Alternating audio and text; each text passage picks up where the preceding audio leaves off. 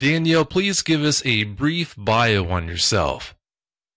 Well, I am 42 years old and I am from the outskirts of Charlotte, North Carolina. I grew up here and the area I live in is near Lake Norman. This used to be all farmland, although it's grown up now, but we used to farm over 200 acres and we grew our own fruits and vegetables. We killed our own. We had hogs and chickens and beef cattle. My dad and my cousins and uncles, they're all great big hunters and fishermen, so I was taught how to shoot and hunt at a really early age. So I know my way around the woods pretty good, and I pretty much know what kind of animals are around these parts. For me, it's important that people realize that, because even though I'm a woman, I do spend quite a bit of time outside, and I always have. So what happened to me in my encounter was definitely not a case of mistaken identity. I'm also part Cherokee on my father's side, the eastern band of the Cherokee tribe. So I've grown up with a whole lot of the native ways and customs. Because of that, do you have access to elders you could have bounced what happened to you off of to get their take on what happened that night? Yes, I did, but growing up, my dad, I wasn't raised on the reservation or anything. In fact, he always kind of separated us from that, but he really did not like me hearing the stories. I think for him it was a protection thing. He just wanted to protect me because I'm an only child, and I think he thought it would scare me. So I really didn't ever get to talk to anybody about it, but I used to sit around and listen to my granddad when nobody was watching, or if they didn't know, and I was listening in on some of the things they used to talk about. So I've always heard stories of skinwalkers, wendigos, shapeshifters, Sasquatch, and numerous other things that some Native Americans believe. But it was never something that my dad wanted me, I guess, just being told by people. Ah, that makes sense. You had a particularly bad encounter with the dog man. After having that encounter, how has knowing that monsters are real changed your life? Oh, gosh. That's just it. When I had my encounter, I was 14 years old, and even though I was young, I was very mature for my age. When you realize that everything you've been taught to believe is not true, you begin to question everything. You've been told, don't worry about it, it can't hurt you, like, well, werewolves and vampires and numerous other things we were all told won't bother us or hurt us. You start to wonder just how much of that is a lie and how many other, quote, monsters are out there. Although back then I do believe, at especially my young age, what I saw, I felt was a monster. Now that I'm older, I feel like it was just an animal, but still, it's just very hard, even as an adult, it's so hard for me to wrap my mind around the fact that these things are walking around. And for me, I think they're very dangerous.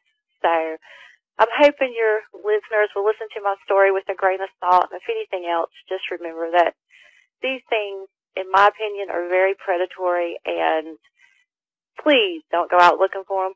Just leave them be. Yeah, I wish more people would listen to that advice. After what you and Jill went through that night, I don't see how anyone could blame you for looking at these things as being monsters. That was just a horrible encounter you two had. No one should ever have to live with something like that. Yeah, it was very bad, and it's manifested in a lot of different ways throughout my life, from nightmares to, if I hear a bump at night, I tend to turn all the house lights on outside, or sometimes even inside if I'm not real sure. I've always had big dogs. It just affects you, and it comes out in a lot of different ways. I always carry a gun, always have, always will, even though I don't think a gun would really deter one of these things very much. But I was raised a survivalist too, so I always watch my surroundings anyway, but my paranoia level is probably a few degrees higher than most people, let's say. And I hate when people say I'm paranoid, but I guess in some ways I am, but for me it's just a self-protection thing. And I always tell people, I'm not afraid of the dark. I'm afraid of what is in the dark. Oh, that makes good sense. After the listeners have a chance to listen in and hear what happened to you that night, I don't think anyone's going to not be able to understand why you would be paranoid. And also, after what you two lived through that night, I'm just astonished that you can go to bed every night without looking under that bed just to make sure there's not something underneath there. Oh, trust me, I have looked underneath the bed and in the closet several times throughout my life. Although I think it's actually too big to fit underneath your bed. But it does. It changes you in a lot of ways. For me, I have a lot of horrible nightmares to the point that I've had to have sleeping medication. I don't sleep well even to this day. I'm very thankful that I found your show to listen to because it makes you feel not so alone. But I'm not going to lie. There's several stories on your show that have scared the crap out of me, especially one in particular. But, yeah, I mean, it just, when you go through this, especially when I went through it and there was no internet, no nothing, but even with the internet, it's just hard to find people like you that you can talk to about this. And, you know, I'm glad you do have your show, and if anything, to warn people and to give people like me a place to talk about our experiences to where we don't feel like we're so alone anymore. Oh, I'm so glad you did find out about the show and consequently about me. You mentioned the nightmares there, Danielle. What do they normally consist of?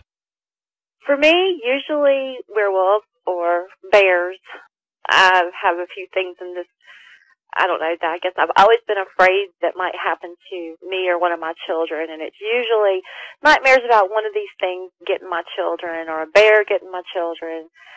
They say sometimes things that you're afraid of the most come out in dreams, and I guess because my fear is always being attacked by a bear or drowning or meeting up with one of these creatures again, that's what comes out when I sleep.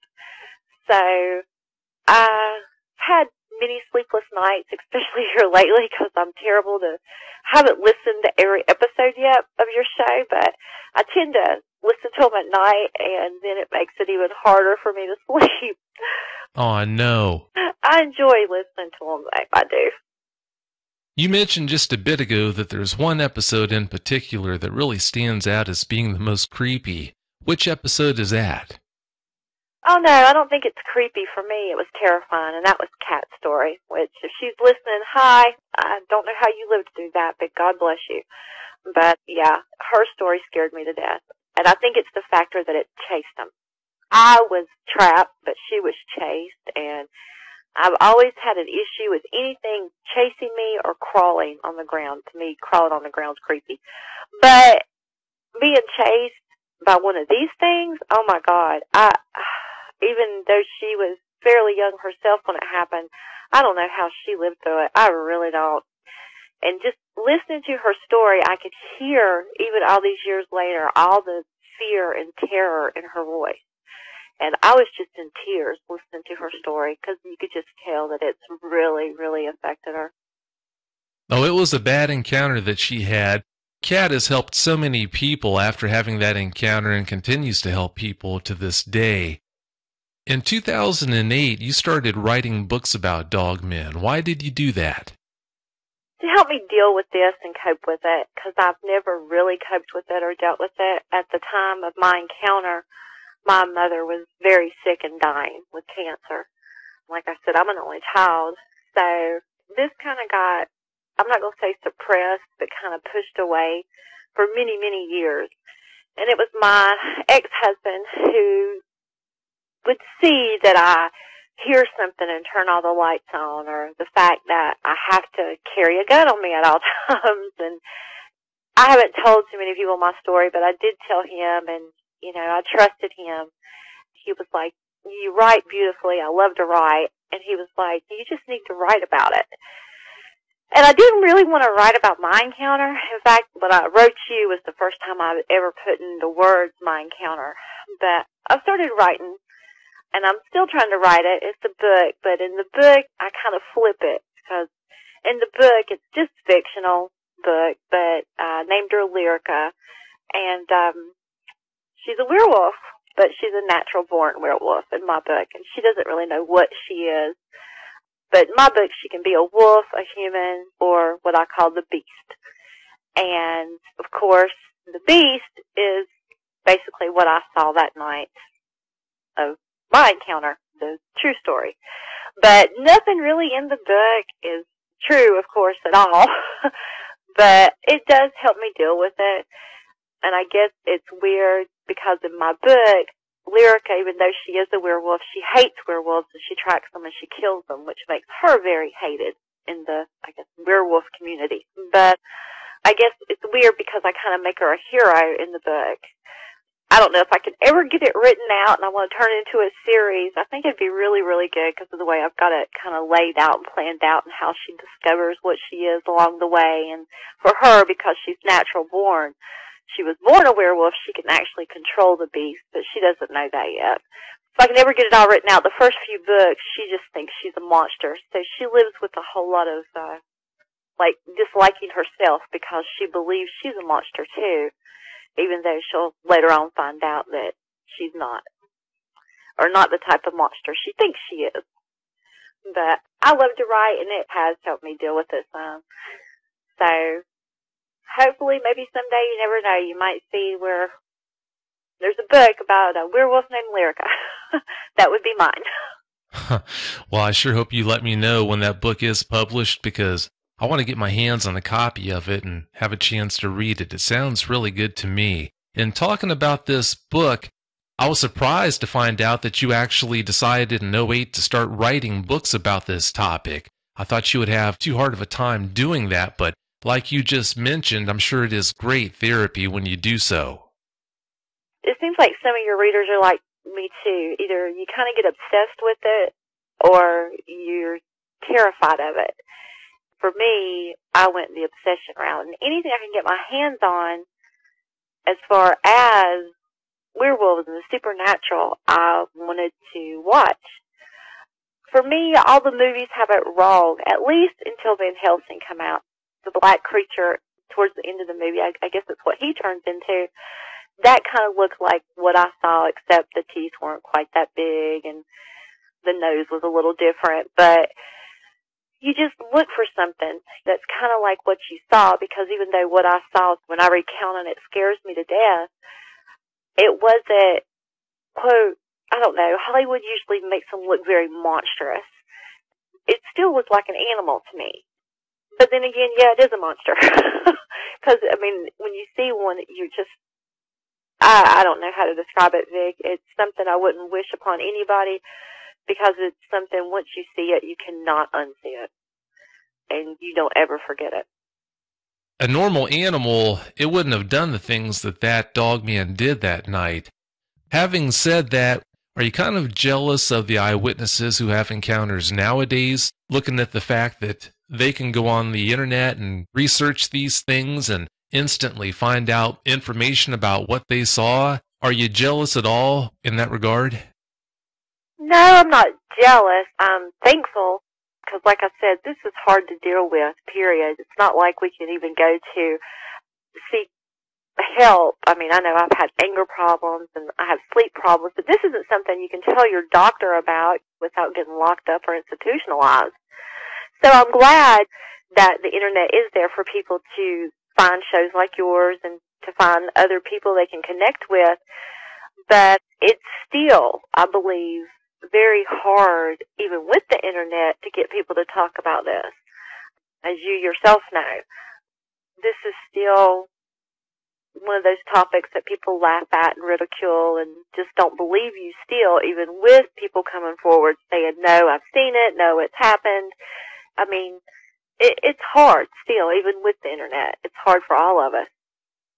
Back when that happened to you and Jill, though, without the internet around, I'm sure for some time you were convinced that you two were the only two people who had to live through something like that, though, didn't you? Well, I don't think I was convinced that I was the only person that went through it. I mean, I've never been naive to think I'm the only person that's ever gone through something like that. It was just I didn't know how to find anyone who would ever admit that they had gone through something like that, if they had. It was just being able to make those connections with people like me I didn't know how to do that because even though there were people there that night, we actually only talked about it once, and we never spoke of it again. And since then, I've lost touch with the other 3 people that it involved. So it's been quite the lonely existence for me. And like I said, I didn't really start dealing with it until '08. So that's about 20 years of not telling anyone. That's a long time. That is a long time to go without dealing with it. I am glad that you eventually did confront it and start to deal with it. I am too, because like I said, I still have problems with it, and I always will. Because, as I said, once you see it, you cannot unsee it. I know there's listeners out there that want to actually seek out these things. If I can just say, please don't do that. 1, these things are truly dangerous, in my opinion. And 2, we're not all lucky. I know a lot of the people on your show, people like me, we come on there and we talk about this, and it seems like we got away with it unscathed, but we didn't. We all have nightmares. This causes problems for all of us. I have a lot of panic attacks and anxiety, and I'm sure a whole lot of other people out there that went through this have that too. Don't go poking a stick at a tiger, and in this case it's not even a tiger, it's something much, much worse, because I have a feeling that there are probably people who have encountered this thing and we'll never hear their story, because I don't think they walked away from it. So please don't go out there looking for this thing. Please. It's easy to think that everyone gets away from these things unscathed. That is definitely not the case. It's easy to think that, but that's not how it is. There are people who have been attacked by these things, and I've said this before. Moving on, you never did tell your mom about the encounter you had. Why was that? Well, I think I would have if circumstances had been different and maybe she had lived, although it had been years later. But at the time, there was just too much going on. My encounter happened in September, October of '97. I can't quite remember. It was either right at the end of September or the beginning of October. But in November of '87, my mother found out that she had a year to live.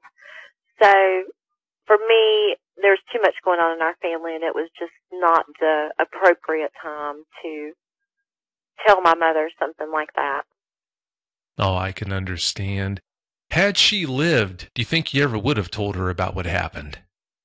Yeah, I think I would have, eventually. I would have told her, because I think she would have believed me. Yeah, it does sound like you two had a really good relationship there, so I'm not surprised that you think that she would have believed you. I'll bet you she would have. All right, Danielle, let's get into the details of this encounter. Please give us every last detail that comes to mind. Okay, Vic, I'll do my best. Like I said, this happened in September or October of 1987. Around here, there was a lot of farmland, so we had a lot of woods. I had a boyfriend who was 16 years old. So I was still 14. He could come to my house and hang out, but I wasn't allowed to, quote, car date, as my mother called it.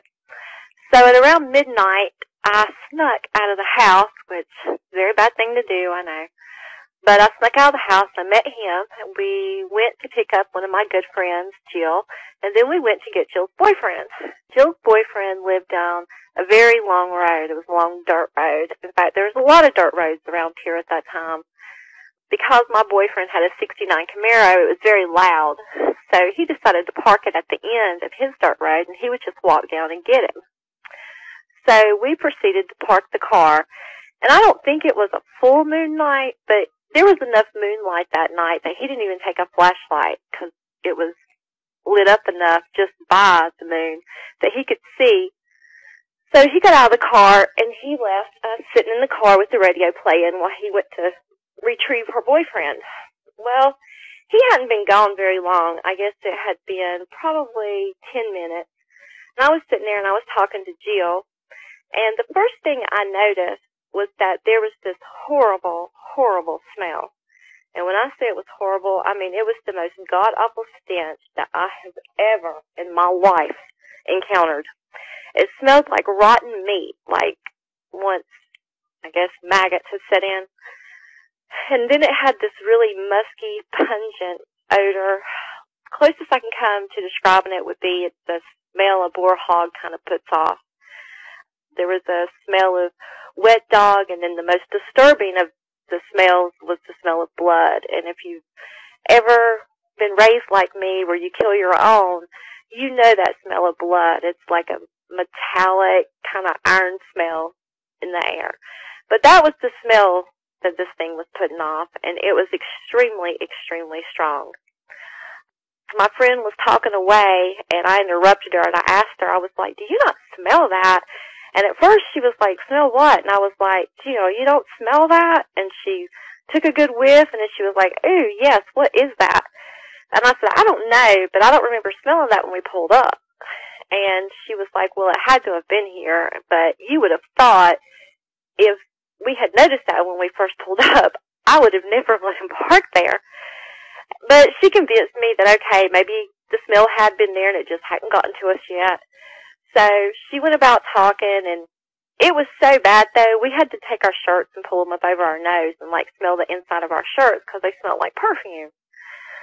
Well, it probably wasn't just a few minutes later, I don't even think it was 5 minutes, but there was a subtle nudge of the car from the back. It just felt like somebody kind of gently rocked the car. Well, we both felt it, and Jill shut up, and she was like, what was that? And I didn't know what it was either, and it kind of scared me, and it scared her too, and I was like, I don't know. And then it dawned on me, at this point, it had almost been 15 minutes, so if our boyfriends had run, they could easily be back by now. And I just kind of smiled at her, and I said, it's probably the guys, I whispered, it's probably the guys trying to scare us. And she was like, well, let's just ignore it, and, we'll just act like we didn't even feel it. So that's what we did. She went back to talking, and I need to let the listeners know that we had been in the car long enough that, and talking, the windows had all fogged up from us talking, so we couldn't really see out of them because they were so foggy. Well, it was just a minute later, and there was another kind of rock of the car. We just kept talking and ignored it. But then the car got shook really forcefully. This time we kind of laughed and we yelled out to the guys that it wasn't going to work. We knew it was them and they weren't going to scare us and that they just needed to stop and come on. Well, there was no reply. And then there was another shake of the car. Again, pretty forceful. I told them, cut it out, come on. And at this point, Jill was saying, come on too, wasn't gonna work. And we even yelled their names, but there was no reply. Well, the next time the car shook, it came from the front, and this time it was downright violent. I remember Jill and I, at that point, we both kind of quit smiling because it was shook hard enough that I thought, I'm not so sure my boyfriend would do something like that to his car. And at that point, we started trying to look out the windows. And like I said, this car was an older Camaro, and he had just put a lot of money into it. I know it sounds silly, but I didn't even want to take my hand and wipe the fog away from the windows because I knew he would fuss at me for getting fingerprints all over it. So we were just kind of straining, trying to see out of the windows. But we really couldn't see anything. This time, we yelled at them again, okay, it's not funny. They've scared us, ha ha. Get in the car, let's go. Because we were still thinking at this point that it was our boyfriend. Well, they didn't answer us. Like I said, that was beginning to really scare us. So I cut the radio down to see if we could really hear anything, like hearing them laugh or anything, but we didn't hear anything. And again, there was another violent shake, and we screamed again for them to stop. They were scaring us to cut it out. Well, then we kind of said, guys, and when we said that, that's when we heard this very low, deep, guttural kind of growl. And it sounded like some type of dog or something. It scared the crap out of both of us because it just sounded so sinister and evil-like. And it was the type of growl that kind of resonates in your chest and it sends cold chills up and down your spine. And I remember the hair on the back of my neck started to stand, and I was really freaked out by it, and so was Jill. Sorry, I start to get really nervous at this point.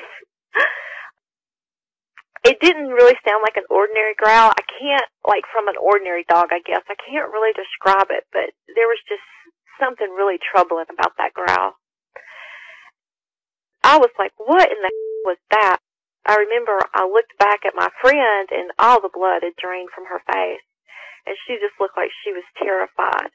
And then the next thing we heard, it sounded like somebody was taking their fingernails and they were actually coming from the front driver's side quarter panel all the way down to the door, just scratching the car. And I don't mean like barely scratching the car. I mean, you could tell that this was very deep because it was really loud. And at that point, I realized this is definitely not my boyfriend or her boyfriend because, one, he would never do that, and he surely would never allow that to be done to his car. And I remember just sitting there and just watching from the inside as this noise come down the car, and when it got to the handle, the driver's side handle, it actually tried to lift it. It tried to lift the door handle. And at this point, I jumped across and just slammed the lock because it wasn't locked. Well, when I did this, this has now put me literally inches from the glass, maybe 1.5 inches. And although I couldn't really see out of it, I just knew there was something on the other side of that freaking glass. I don't know, I guess everybody says that you know when something's kind of staring at you, and that's how I felt. I felt like there was something on the other side of the glass that, although I could not see it, I knew beyond a shadow of a doubt that it was staring at me. And that's when I started to feel very, very scared. And when I say scared, I mean a type of fear that I've never felt before. This was like more of a primal fear. Like your life is in danger. You just know that there's something definitely not right with this situation. And I was just absolutely, totally frozen with fear. I remember thinking, what in the world could this possibly be? Because, like I said, we realized it's not the guys playing a prank on us at this point. So you kind of run through your head what in the world could be on the other side of that door. I thought, well, okay, maybe it's a dog, because it did sound canine. And then I even went to, well, maybe it's a wild boar, because we had wild boar, but they were up in the mountains, and I thought, well, maybe one found its way down here.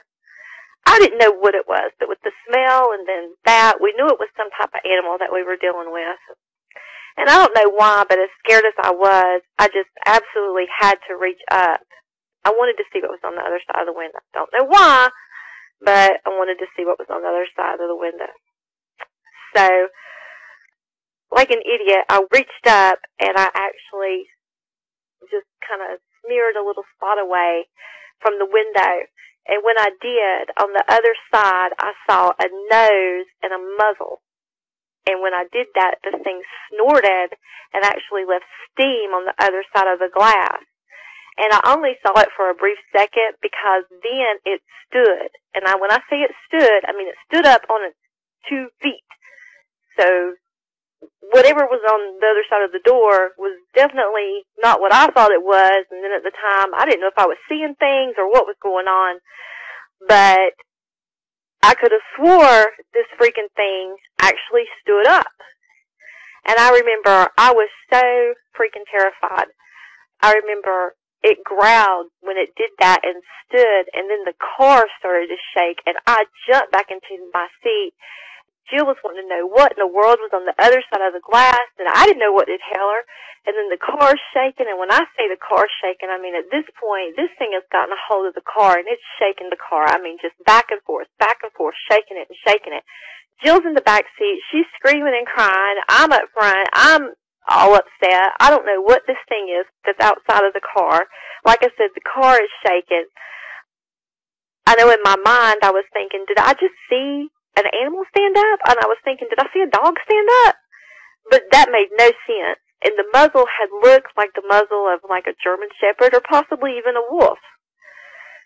And while it was shaking the car, it was just growling ferociously. I mean, it just sounded horrible. And it was, it was horrible. I was trying to tell Jill to hush and be quiet because it seemed like the more noise we made, the worse it was. The worse the growling was, the worse the shaking was, and I was thinking this whole time, oh my God, this thing is going to bust the glass and it's going to get us.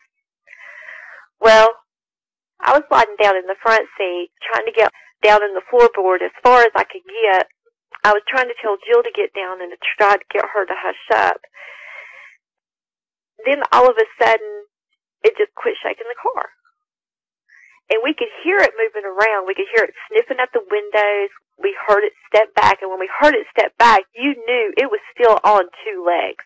So that meant this thing is bipedal. We heard it step back, and then we kind of saw it move around to the back of the car. And when I talked to you in the pre-interview, and when I had first contacted you through email, I didn't talk to you about its hands. Well, for me, Vic, that was one of the hardest parts of this night. It's still, when I think about that thing's hands, this thing had hands like a raccoon. It wasn't normal. It wasn't paws. It was hands. Like if you were to take a raccoon's hands and you were to like blow them up like 15 times their size, that's what you were talking about. And when this thing had stood, I was looking at its genitalia and its thighs. So that's meaning this thing is 7 to 8 feet tall. Because even though a Camaro is low to the ground, I mean, they're not that low. And if I'm looking at their thighs and genitalia and it was male, then that means this thing was just huge. And then we could see the silhouette of it, but we couldn't like see it.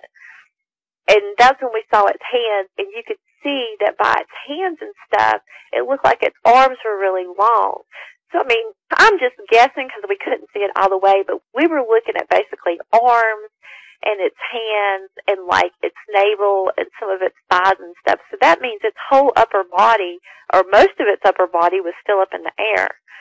Anyway, like I said, the hands really creeped me out. They looked like raccoons. It had claws, not as long as what the movie makes them out to be, but they were pretty long, like a grizzly's claws, I'd say. Which I guess that is pretty long, but I don't know. In the movies, they just make them ridiculously long. Then we heard it come down, so now it's back down on all fours. And then it started messing with the lock. Jill had calmed down a little bit, and thank God, because we could hear it. It sounded like this thing was trying to figure out how to unlock the trunk. And I was thinking, oh my God, this thing is trying to get in here to us. But again, I thought I had seen an animal. And in fact, I thought I'd seen a dog. Okay, what kind of dog walks on two legs and is intelligent enough to try to get in to a trunk? I mean, like they're trying to figure it out, like a human being would, like type of human intelligence. My mind was reeling. I had no idea what we were dealing with. All I know is I was terrified. Well, it was at this point that it also dawned on me that my door was not locked. So as scared as I was, and I was pretty far down in that car in the floorboard, I reached up and I had to lock that door. On those old cars, anytime you lock them, they make a really loud sound. So I was hoping it wouldn't be that loud. But unfortunately, when I clicked it and it engaged, it was really loud. When that happened, it was like the thing quit messing with that lock back there, and you could hear it. It was like he paused, so it was like you knew it, he heard it. And then all of a sudden, he ran, and we could hear him ran on all four around to my side of the car. And it's sniffing. You can hear it on the other side, and it's sniffing at that door. Now, you talk about terrified. Now my fear level goes up even more because now I'm back to dealing with this thing, and it's on my side of the car. And again, I'm within inches of it, even though there's a car between us, and I can hear it smelling around my door.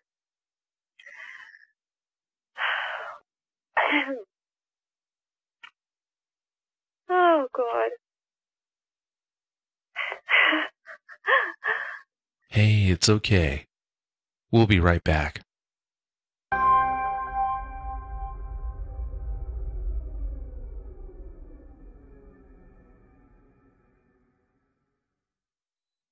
Anyway, now this thing's on the other side of the car door, and it's on my side of the car door, or I don't know how to say that. It was on my side of the car, just outside of my door, and you could hear it sniffing and stuff. And then it quit sniffing, and it pulled at the door. It tried to lift the door handle again. Well, I had scooted around and positioned myself so I could grab the door handle. So I grabbed the door handle. And as soon as I did that, this thing started really, really, like, grabbing the handle on the other side and trying to lift up and lift up and lift up. I mean, you could tell it was like a battle between me and this thing. And it started to growl again, and it was acting really, really ugly. I was holding on to that door with dear life, even though from what I've seen so far, there's no way if it got the door open, I was going to be able to hold the door. But I wasn't just going to let it come into the car either. So I'm holding on to the door, and now things are getting ridiculous again. Jill's screaming and crying, and at this point, I'm starting to get really upset, and I'm beginning to lose it, and this thing's growling, and the smell from it, and I mean, it was just too much, and I was telling Jill to shut up at this point and just be quiet because she was making it worse, but she was just hysterical, and I just lost it. I started screaming and crying myself, and then I started yelling at it to just quit and leave us alone and go away, and Jill started yelling for it to quit and leave us alone and go away. Believe it or not, all of a sudden, everything just quit. Dead silent. It quit pulling at the door, and everything just stopped. We sat there, not even a minute, and Jill was like, "Do you think it's gone?" Even though we hadn't heard it run away, I didn't know if it was gone or not. I was like, I don't know, because we had been crying, so we couldn't really tell if it ran away. If so, we hadn't heard it. I was like, I don't know. We were listening for like sniffing or breathing or anything, and we just couldn't hear anything. About another minute passed, and I realized what I was going to have to do is I was going to have to, again, reach up and try to see out the window to see if it had left. And I was really dreading that. I really did not want to look out that window. But I repositioned myself because I was far enough down in the floorboard that you wouldn't have been able to see my body without putting your face up to the glass and looking in and looking down. Well, anyway, I positioned myself, and I remember my hand was really numb from holding onto the door, and I could barely use it. It was almost asleep, but I turned myself, and I just swiped a little place away from the window again, and then I was going to have to peek my head up just to look out that window. Well, I real slowly went up to that little spot and just looked out of it. And when I lifted myself up high enough to look out, to my ultimate horror, I am now looking into the eyes of two of the deadliest eyes I have ever in my life seen. I was looking at a monster. It had yellowish ember eyes. It was huge. It was much bigger than what I thought it was. And I'm not really good at weights or anything, but I think I'd originally told you I thought this thing was 300 or 400 pounds. But when you think muscle mass and the fact that I was thinking this thing was 7 to 8 foot tall, I would bet this thing weighed 600 or more pounds. I'm telling you, its head was the size of a grizzly, and I'm not joking. It was enormous. I couldn't believe what I was looking at. To this day, I find it hard to tell you the fear that run through me, because this thing was not supposed to exist. This was a monster. It had a really kind of like shepherd-like snout. It was dark. It was black around its muzzle and its eyes. It was starting to get little pieces of gray, almost like maybe it was aging. It had tall ears, and it had hair coming out, like little tufts of hair coming out from its ears, the inside of its ears, and on the points, almost like you see a bobcat, and they have those long little tufts. Well, that's what was coming out. I was so close to it, Vic, I could see it had scars. It had a scar all the way across its snout, and then it had another scar across its right eye. So I don't know if it got those scars perhaps killing something or perhaps fighting. I don't know. If they do run in packs, maybe it was fighting another pack member. I don't know. But when I say this thing was huge, it was huge. And I mean huge. And it was just looking at me. And you almost felt like it was just looking through you. And I remember I remember in my mind, I was sitting there thinking, no, this can't be real. This is a mythical creature that isn't supposed to exist, something that Hollywood made up. And I was sitting there, and the only word I could find for it in my mind was, I was looking at a werewolf. I was face to face with a werewolf on the other side of the glass.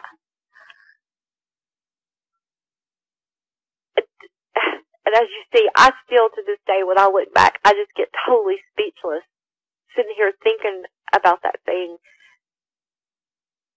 and looking at it. I can't wrap my mind. I mean, I know it exists, but it's still, I cannot believe they're out there. And they are. They're real. And I was looking at one. We probably honestly didn't look at each other that long because all of a sudden the animal, it looked down the road, like from where the guys should be coming. And that's when I realized, oh my God, the guys are going to be coming back any minute, and they're out there with this monster. And I realized this thing was probably going to kill my friends, and we were going to have to listen, or worse, watch it kill them, and then it was going to come back for us. And I just lost it again. I started to cry. I didn't know what to do because I didn't know how to warn them. There was nothing I could do to help them.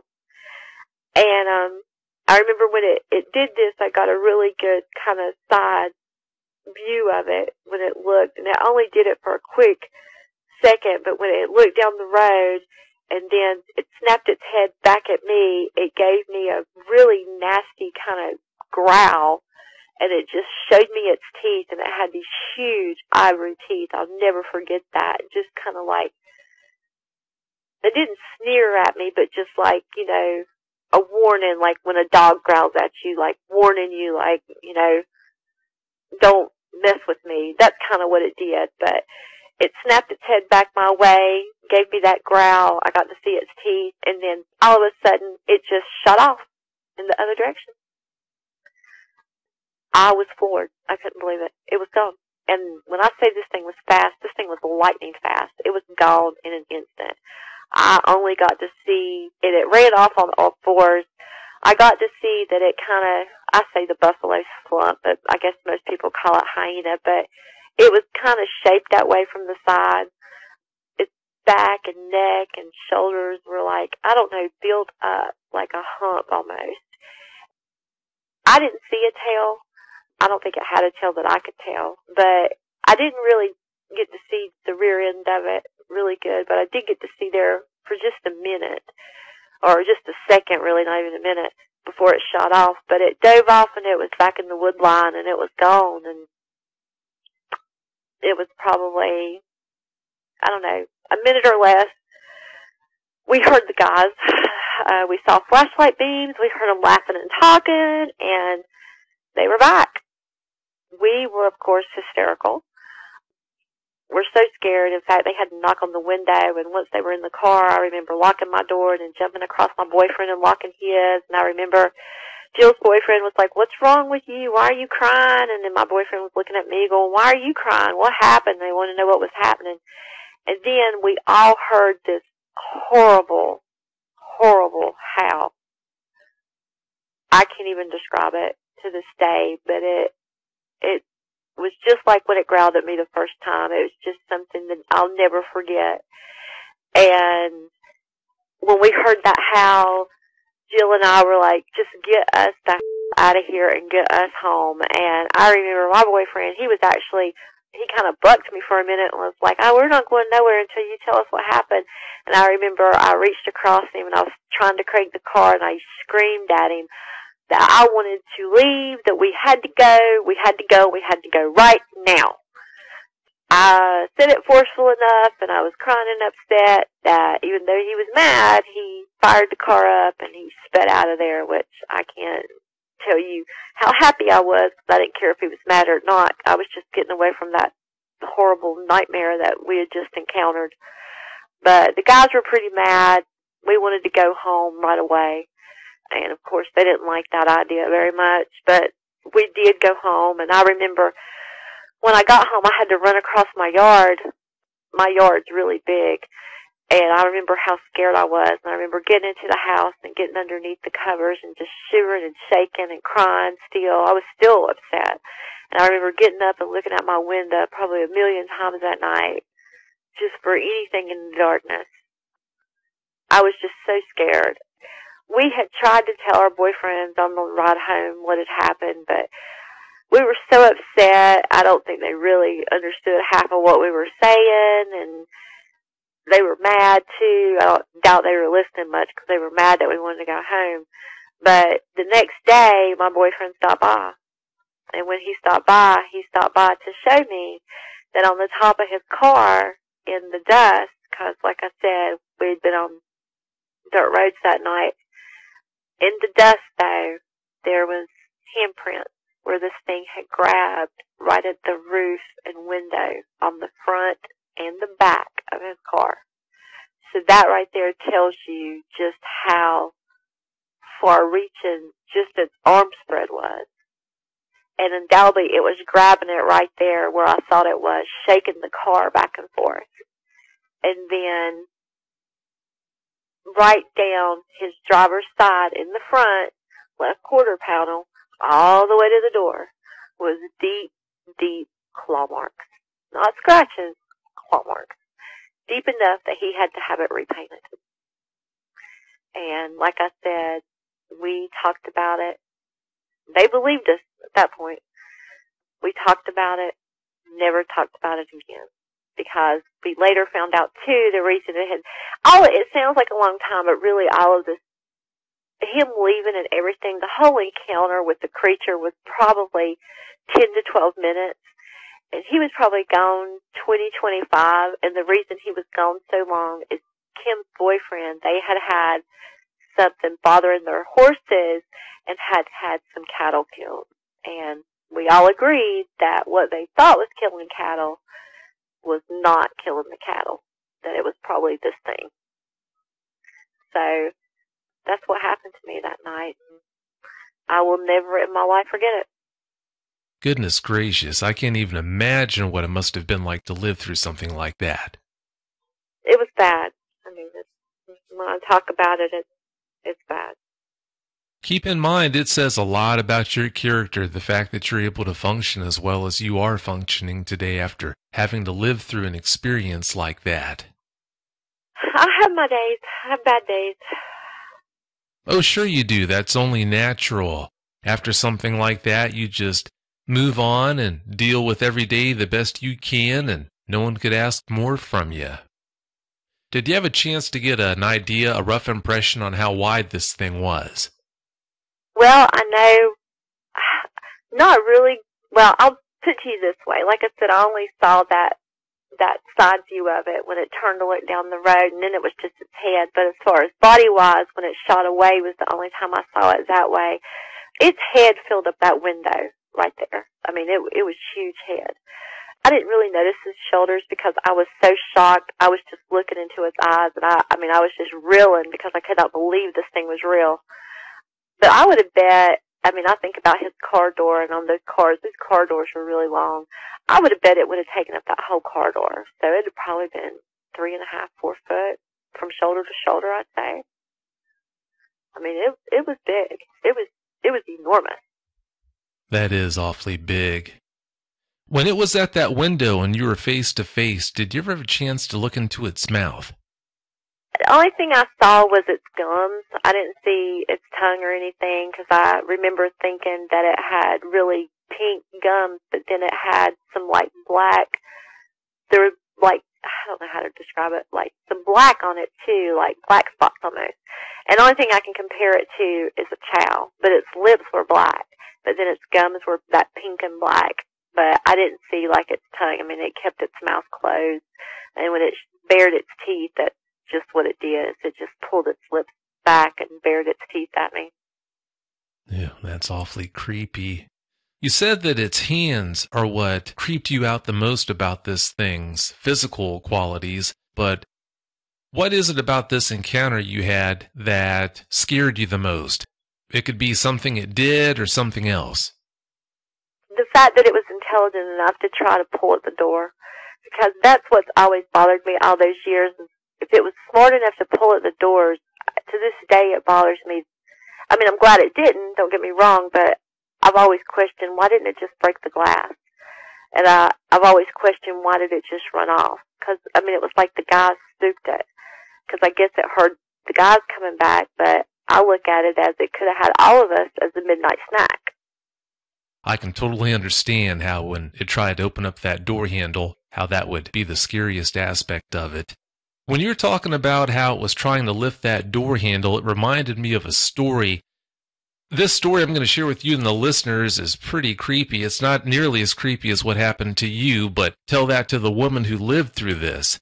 There was a woman who was driving home late one night through the country.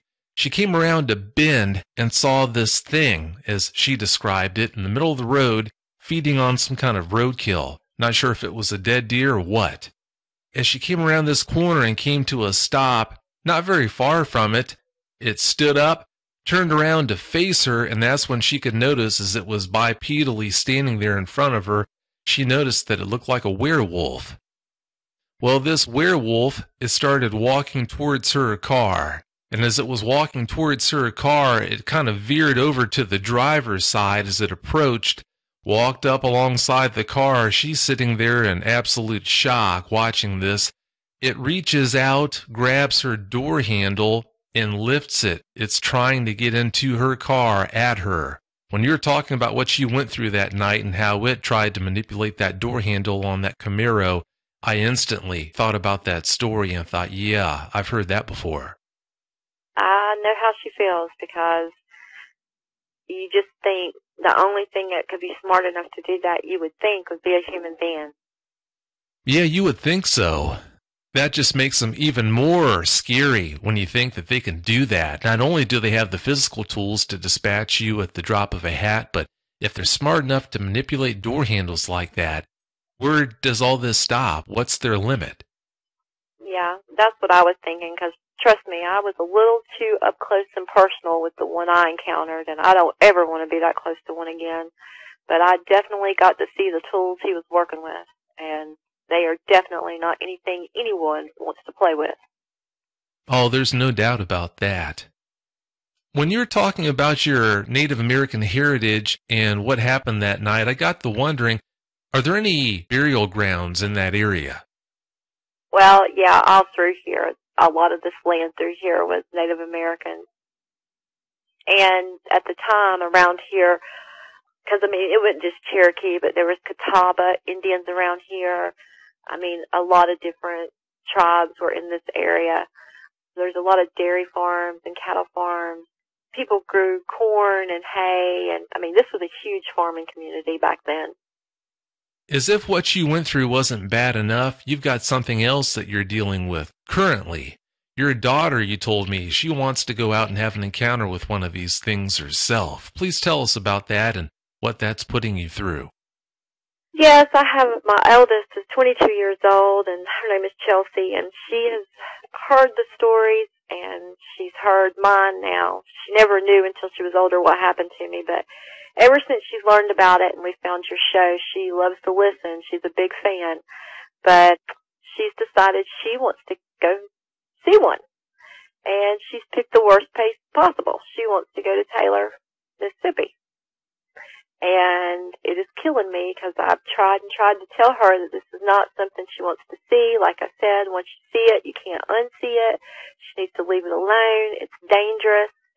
This thing is something that could really hurt her, but she just will not listen. And it put me in the position that I'll either let her go alone with her friends and probably get themselves killed, or I go with them and we could still get killed, but I do my best to protect them, and try to keep them safe. But that's the hard part. When they're 22, there's nothing I can do short of chaining her down, and then I'd probably get arrested for that. So, yeah, it's become quite the argument here, because I told her this is not something she wants to see, that she needs to just be happy with the stories and leave it alone.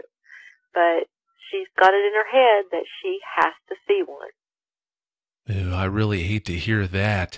As if what you lived through that night wasn't bad enough for you to have to deal with that now. The fear that she wants to go out there and have an encounter with one of these things. Well, you can't catch a break. No, it doesn't feel like it, because for me, I don't ever want to see one of these things again. But I'm not going to stand back and let my child get herself killed either. So if it means I have to go with her, all I can do is pray that she doesn't see one, and that if she does, we get to walk away again. But like I said, Vic, I know there's people out there that have not walked away from this. I know there is. I just know there is. Well, I guess they're not out there anymore, but you know what I mean. I'm very upset about this. I hate that I've been put in this position. Chelsea, since you like to listen to the show, I sure hope you do listen to reason. I know more than one person who's actually been attacked by one of these things. I sure hope you listen to your mom and decide not to go out looking for one. Believe me when I tell you, you're not ready for it. No, and I don't think she'll ever be ready for it, because I don't care your age. Nobody, in their right mind at least, nobody wants to see one of these things. You think you do, but you definitely don't want to see one. After all this happened, who was the first person you told about your encounter? I actually didn't tell anybody for years and years and years. And it was funny, one of the first people I told was an ex-boyfriend of mine. Well, my first husband, he knew about it.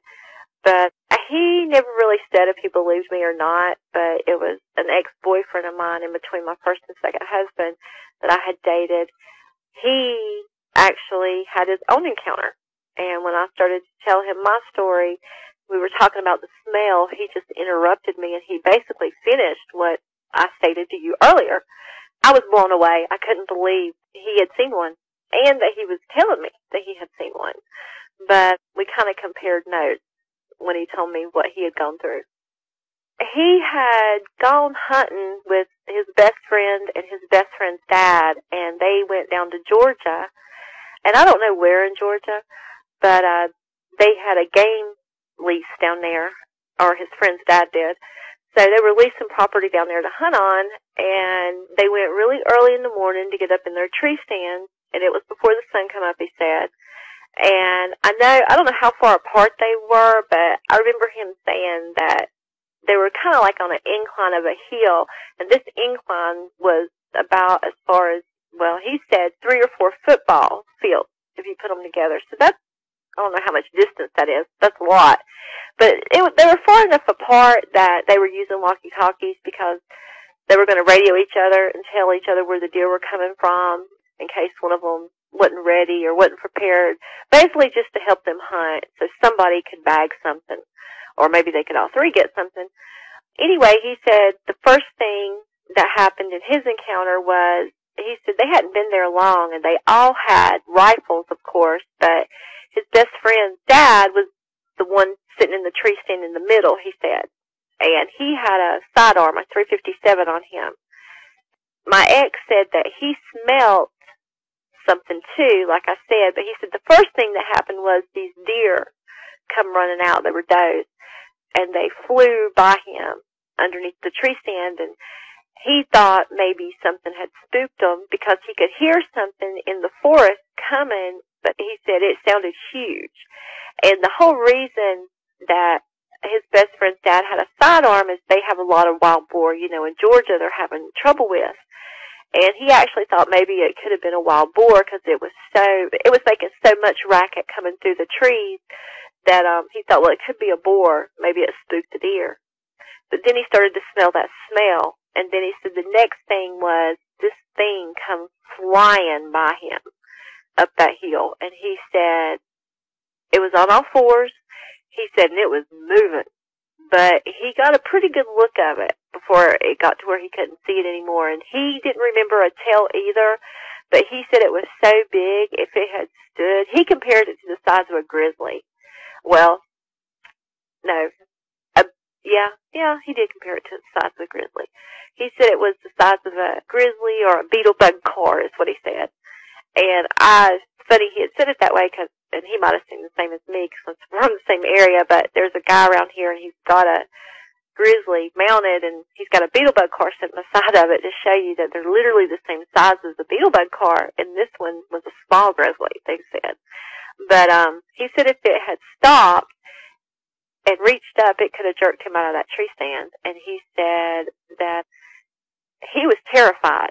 My ex is about 260, and he's 6'2". He is not scared of anything. He does these tough man contests, but he was terrified. And he tried to radio his best friend's dad, and he was telling him, hey, there's something headed your way. I don't know what the hell it is. And he said his dad started screaming, what the hell is that? And he said before he could pull his .350 sidearm from the holster on his hip, that thing had already cleared the top of the hill and was gone. So it covered that amount of distance in that short of a time period. He said it was literally seconds. But he said it scared them so bad that they all got down and decided they were leaving. And when they went, they wanted to tell the old man that owned the property, though, so they went to tell him what they had seen. And he said that when they approached him, they were like, sir, you've got some type of canine something on your property, and it seems pretty dangerous. He said the old man just acted like he wasn't shocked, and he said, yeah, I know. And he said they were just blown away, but he said this old man just acted like he knew and wanted to know where they had seen it at, and just wasn't shocked at all. He said that they had had reports of it, and he had had several cattle killed, and deers had been killed, and hogs had been killed, and a lot of different things had been killed on his property by this thing that he knew was there, but he didn't offer to mention it to them before they went hunting. So needless to say, they never hunted there again, ever. Yeah, that's really bad. That guy let them go hunting there without letting them know about that. That's definitely something that you want to know about before you go out there. Yeah, they definitely should have warned them about that thing. Yeah, that's pretty bad. You told me about how your ex-husband, was a big-time hunter and he had hunted all over the U.S. After being through what you had gone through, did you feel safe out in the woods with him, or were you still on edge? I always felt safe with him, but I mean, I can't, but if I can tell you how many times I've gone camping on one hand, and if I go, it always has to be 10 or more people. I will not go in a small group. Like I said, I'll watch my surroundings. I'm very strange about things. He has never seen anything himself, but he believed me, and he believed me so much that he actually had me a silver bullet made. Not that we believe that it's that type of, quote, werewolf. We don't believe it's a man that turns into a wolf back to a man. And he did it to be sweet. We were trying to figure out a way to put it on a necklace. He wanted me to be able to put it on a necklace, but then be able to use it if I ever had to. We never could figure out how to do that. Yeah, he had that made for me, but I did feel safe with him, but he agreed that even though he had never encountered anything, he's heard stuff, and he smelled stuff that he's wondered. He thinks that the possibility of things being out there we don't know of that could definitely be true. Well, I'm glad at least he had an open mind. That's good news. Yeah. He was the one that encouraged me to write about this to help me. So he's a really good guy. We're really close. We have a child together, and we're close, very close to each other. He does sound like a really good guy, and I'm sure he did help you a lot through the process. Thank goodness. You used to live alone way out in the sticks, and on your property you kept horses. From time to time they would get unsettled, and when that would happen, instead of you going out to check on them, you would have family and friends come over. Please tell us about that and why you would have them check on the horses. I'm sure it goes without saying why, but I want to give you a chance in your own words to talk about that. Well, now my own horses, we never had nothing happen, but when they got unsettled, I lived up going towards Asheville, and that's the mountain area around here. No, after my encounter, there is no way I was going to go out there, especially nighttime, and check on my animals. As much as I love my animals, I wouldn't go check on them by myself. I would call somebody and have them come over, and we would go check. And we didn't have horses, but my ex, and you might have been getting them confused, because like I said, when I lived by myself, nothing happened, but in 2012, we had an incident. My ex that I am now separated from, he was in Virginia, and he had some people that had some horses on his property that they were keeping there, and the horses kept getting out, and we wondered what was spooking them, and we had an incident there that might be what you're talking about. I'm not sure. Now, I was talking about where I think you lived in the middle of nowhere in North Carolina, and every once in a while your horses would be disturbed, and when they would be disturbed, you said you would call friends over, and I think family too, to help round up the horses. I was wondering when you were telling me about that if you ever did share with them why you weren't comfortable going out there on your own to do that. Oh, no. When my horses would get upset, you're talking about, I told you that we had a bear up there. When my horses would get upset, I wouldn't go check on them because of what happened to me. But I never told them why I was that way. I just made it always seem like I didn't want to go out there because at the time there was a black bear that was roaming about. So I just always blamed it on the bear, but I never ever would tell them why for fear that they would laugh at me or call me crazy. Oh, I see. Yeah, that does make good sense.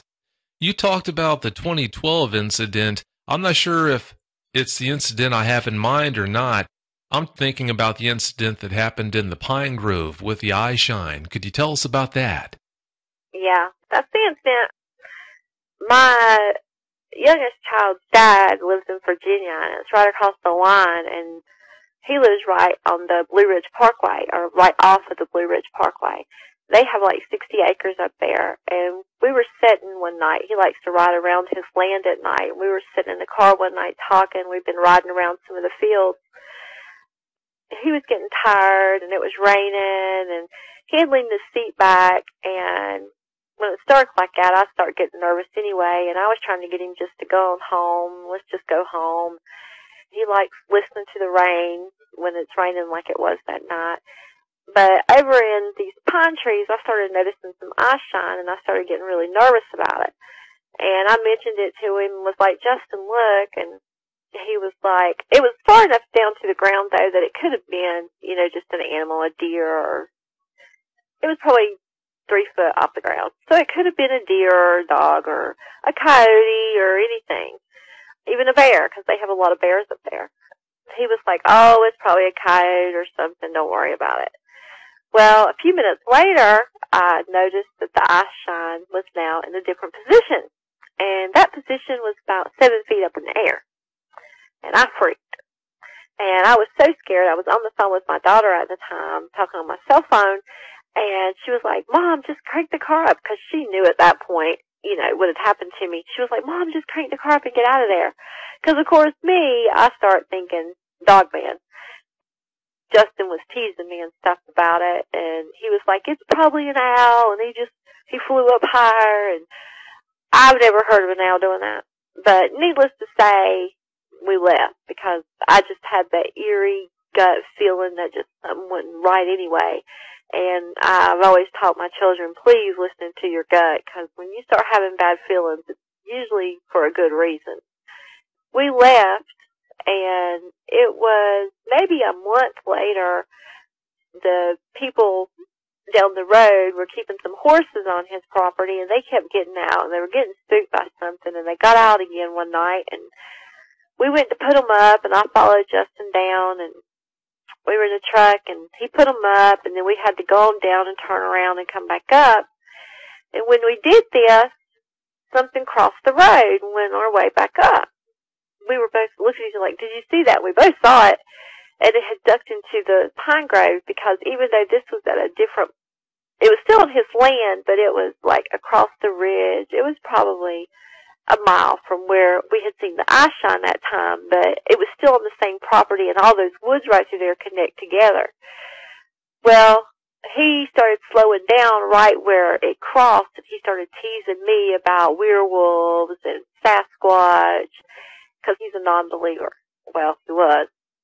We slowed down through there, and he was teasing me, and then all of a sudden there was this loud, something hit the back of the car and like scraped it, and we heard it. And he floored it. We got the heck out of there. That really scared him. But it was like right when we got past where that thing had crossed in front of us, that's when something hit the back of the truck. Yeah, that was weird. We didn't stick around to see what it was. Of course, me, I'm thinking dog man, and he's thinking more, he didn't really know what to think of it. He laughed about it when we got back to the house, like, oh, it wasn't that big of a deal, and he started making up all kinds of excuses, but he was scared, trust me, at that moment. But then it was about a year later, well, no, it wasn't a year later. It was the next year in 2013, it was months later. I was pregnant with our daughter, and I was up one night, and it was around 3 o'clock in the morning. I was making me a sandwich because I was getting bigger in pregnancy, and I was tired and aggravated and ill, and I got up to get me something to eat and drink, and all of a sudden there was this horrible, horrible howl, and it scared me so bad I just froze. I mean, I literally just started panicking immediately and froze in my tracks, and I was so scared that when I was able to move again, which was a few minutes, I sent him a text saying I heard this long howl at this time in the morning because I wanted the timestamp as to what time it was. And of course, he got up the next day and he gave me grief about it and stuff. But 2 days later, some people that live in the area, these old men, supposedly saw something crossing the road that they thought was Sasquatch. And he come home 2 days later telling me that story, and his eyes were really big. So it was funny because what it sounded like, what I thought I heard that night sounded like I don't know. It's a howl on one of the Sasquatch recordings, and I can't remember where it's from. But when I hear it, I know it. But they say one of the best audios of Sasquatch ever. But it's real long and drawn out and real kind of sorrowful. But yeah, that was what happened. I'm pretty sure you're talking about what's called the Ohio Howler. Well, you would know probably better than me, and when we get off here, I'm definitely going to look that up and see if it's it. It probably is, but I know it, when you hear it, you don't forget it. But that's what I thought I heard that night. But I don't know. There is Sasquatch seen up there where he lives fairly often. So it could have been that, but I don't live there anymore. With all that activity going on around there, I can't say I blame you, and it sure sounds to me like old Justin became a believer after that happening to him. Yeah, he's had a couple of things happen since then that he's not so quick to laugh at it anymore. He still doesn't really believe in dogman, but he's kind of changed his opinion on Sasquatch. So, yeah, I think he's kind of become a believer. That would make you a believer. Not too long ago, you found out about those 2 episodes of Paranormal Witness. The one episode's called Wolfpack, and the other episode's called The Cabin. It freaked you out when you saw those episodes, but it also kind of gave you a sense of relief. Let's talk about that if you don't mind. Yeah, the first one I remember watching was back when I was pregnant with Bristol, my little girl, was in 2013, and that was the one on Wolfpack. And I was just so shocked that there was somebody else out there that was coming forward and putting it on a television show saying that they had seen basically what I saw. But what freaked me out about it was the fact that it was a pack, because I had in my head that the one I encountered was a loner and that these things were loners. So you can imagine how panic-stricken I was when they said there were 6 of those things standing in that man's pasture. I come unglued. So unglued that I had my daughter and Justin watch Paranormal Witness because I was like, you've got to see this. And I felt just so bad for that couple because, in my opinion, they definitely had that happen to them. And I can't imagine. That had to be, oh Lord, that had to be terrifying. Just absolutely terrifying. I mean, God, 1 enough is bad enough, but 6? Good grief, I can't imagine. And then the other one was the cabin, and what freaked me out about that, though, was that the police were involved, and none of them would say it, but he pretty much says it at the end. They wouldn't say it, but when they saw that this man's cabin, inside of it had a room where he had been chaining himself down, and he had collected a lot of silver he had put into a jar, and there was deep claw marks all inside the room where he had been chaining himself down, and it smelled like an animal's den, they said. And he said none of them would say it, but they were all thinking werewolf, that the man was a werewolf. And that just threw me off guard because, like I said, I know these things exist because I saw one. But I always looked at it as it's an animal, something natural born. And when I saw that, because I truly believe those people, and I don't see the police lying about something like that. I'll put it to you this way. Seeing one is one level, but then when you talk about somebody being able to actually transform into one of these things and then transform back to a human, oh my God, that takes it to a whole different level. You know, I don't even know where to begin to try to understand that. I don't even know where to begin. So, yeah, I was very, very, very freaked out about that. And to this day, I'm freaked out about it because I guess I just keep thinking, Lord, I hope that's not true. But undoubtedly, if you watch Paranormal Witness, or if you haven't watched it, go watch that episode, The Cabin, and tell me what you think then. It definitely kind of, for me, threw a wrench in everything I thought I was beginning to understand. Because once you go through this, for me, I want to learn everything I can about them, but it's almost like the more I learn about them, the more questions I have. So, I don't know. It's hard. It's hard to go through this and then try to figure out what you've seen. And for years, I know with me, I won't lie. I thought, okay, well, maybe I imagined the door handle lifting, and maybe it wasn't as bad as what my memory recalls. And it took a long time for me to just start admitting, even to myself, that no, I know what I saw. And then you just have to admit it. And for me, I just finally said, you know what? I know what I saw. I saw what I saw. Can't change it. If you don't believe me, that's fine, but I'm not lying. I know they exist. But it's just really, really hard to wrap your mind around it.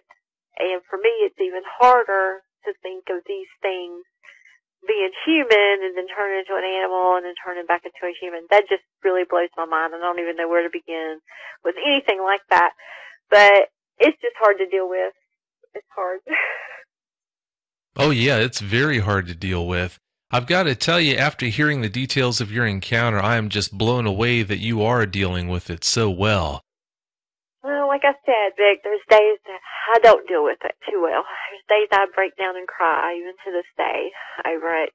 Sometimes you, like I said, you look back and I know what I saw, but there are times you think, well, maybe I am crazy.